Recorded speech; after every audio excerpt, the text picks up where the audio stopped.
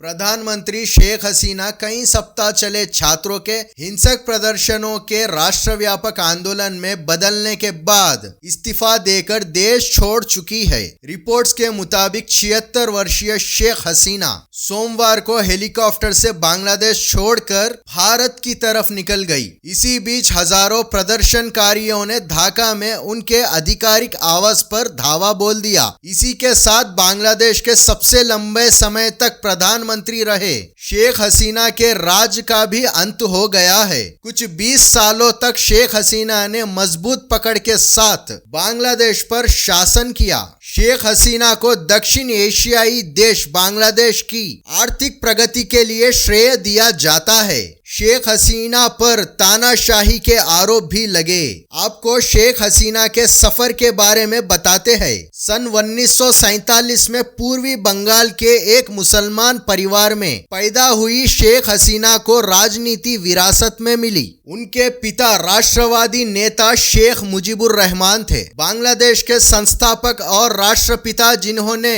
1971 में देश को पाकिस्तान से आजाद करवाया था और देश के पहले राष्ट्रपति भी बने। उस दौर में शेख हसीना स्वयं ढाका यूनिवर्सिटी में एक छात्र नेता के रूप में खुद को स्थापित कर चुकी थी। 1975 में सैन्य तख्ता पलट के दौरान मुजीबुर रहमान और उनके परिवार के अधिकतर लोगों को मार दिया गया था। सिर्फ शेख हसीना और उनकी छोटी बहन की जान बची थी, क्योंकि उस समय वो विदेश यात्रा पर थी। भारत में निर्वासित जीवन बिताने के बाद शेख हसीना 1981 में बांग्लादेश लौटी और अपने पिता के राजनीतिक दल अवामी लीग की नेता बन गई। जनरल हुसैन मोहम्मद इरशाद ने के शासन के खिलाफ शेख हसीना ने अन्य राजनीतिक दलों के साथ मिलकर सड़कों पर प्रदर्शन किया और लोकतंत्र की मांग की। देश में उठते विरोध ने तेजी से शेख हसीना को एक राष्ट्रीय आइकॉन बना दिया।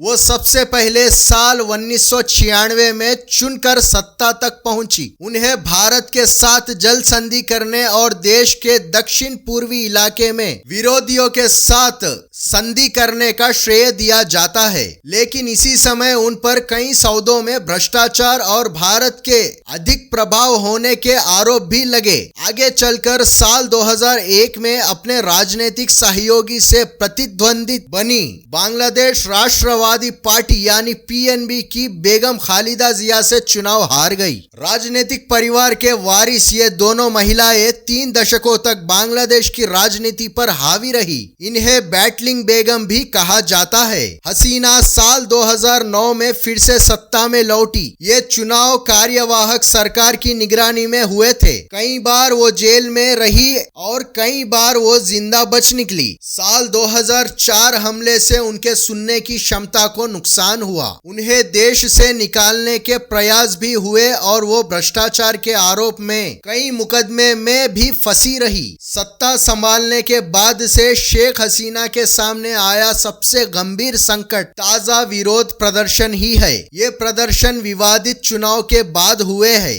लगातार चौथी बार उनकी पार्टी को चुन लिया गया। इस्तीफा देने की बढ़ती मांगों के बीच शेख हसीना डटी हुई थी। उन्होंने प्रदर्शनकारियों को आतंकवाद कहकर भी उनकी आलोचना की। उन्होंने इन प्रदर्शनकारियों से सख्ती से निपटने के लिए समर्थन भी मांगा था। ढाका और बांग्लादेश के दूसरे हिस्सों में प्रदर्शन आरक्षण को खत्म करने की मांग से शुरू हुआ था, लेकिन ये व्यापक सरकार विरोधी आंदोलन में बदल गया है, जिसका नतीजा ये हुआ है कि कई लोगों की जान गई है, हजारों को गिरफ्तार किया गया था और अब शेख हसीना देश छोड़कर निकल चुकी है।